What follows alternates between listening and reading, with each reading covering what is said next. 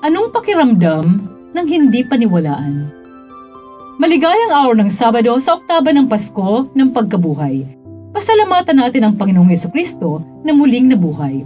Pagbati po ng happy birthday sa lahat na nagdiriwang ng karawan ngayon, lalo't higit kay Father Rolly Garcia Jr. Naranasan mo na bang hindi paniwalaan? Sa mga pagkakataong nasasaktan tayo dahil hindi tayo pinaniniwalaan kahit grabe ang effort natin na magpatotoo. Tularan natin ang sigasig at tatag ng pananampalataya ni Maria Magdalena na hindi sumuko na humayo at ipamalita na muling nabuhay ang Panginoong Hesukristo. Maging saksi nawa tayo ng muling pagkabuhay ng Panginoon sa ating salita at gawa.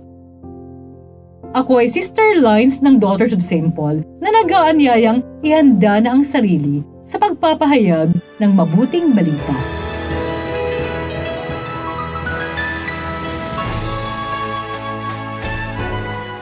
Una siyang nagpakita kay Maria Magdalena na mula rito ay 7 demonyo ang pinalayas niya.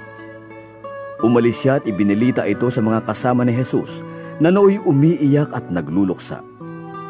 Ngunit hindi sila naniwala sa kanya nang marinig nilang buhay si Jesus at nagpakita sa kanya.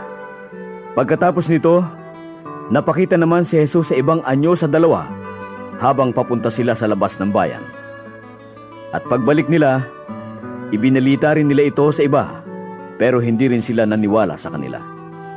Sa dakong huli, nang nasa hapag ang 11, napakita sa kanila si Jesus at pinagsabihan sila dahil sa kawalang paniwala nila at katigasan ng puso. Hindi nga nila pinaniniwalaan ang mga nakakita sa kanya matapos siyang buhayin, at sinabi sa kanila, "Pumunta kayo sa buong daigdig at ipahayag ang ebanghelyo sa buong sangkinipan."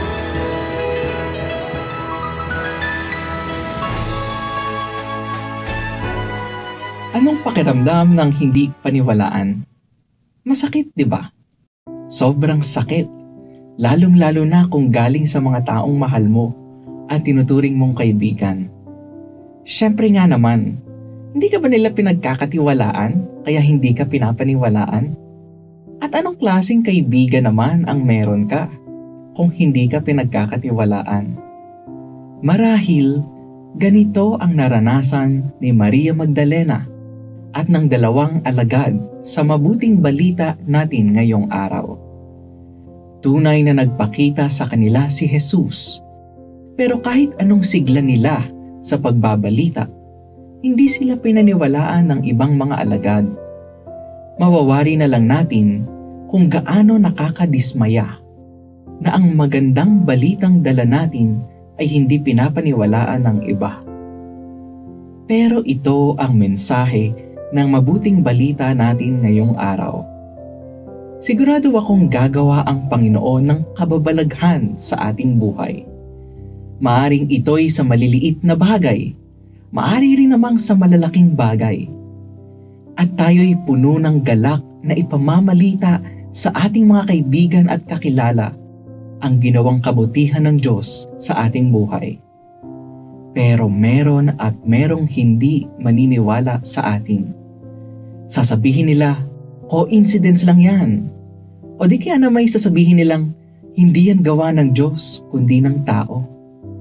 Sa ganitong sitwasyon, huwag tayong padadaig. Gaya ni na Maria Magdalena at ng 2 alagad na hindi pinaniwalaan. Huwag tayong susuko sa pagpapalaganap ng mabuting balita kahit pa konti ang maniwala sa atin. Ipalaganap natin ang presensya ng Diyos sa lahat kahit na tayo'y pagdudahan. Sumulong tayo sa pananampalataya. Mga kapanalig, support Pauline's online ministry. Subscribe, like, and follow us on Facebook, YouTube, Instagram, Twitter, TikTok, Spotify, Google, and Apple Podcast. Maraming salamat po. At sa lahat na nag-message sa amin na humihingi ng panalangin para sa iba't ibang intensyon, asahan po ninyong kasama nyo kami sa pagdarasal na ipagkaloob ng Diyos ang inyong mga kahilingan. Ito po muli si Sister Lines ng Daughters of St. Paul na nagpapaalalang sa mga pinagdadaanan nating pagsubok sa buhay. Umugot ng kaliwanagan, lakas at pag-asa sa Panginoong Hesukristong muling nabuhay.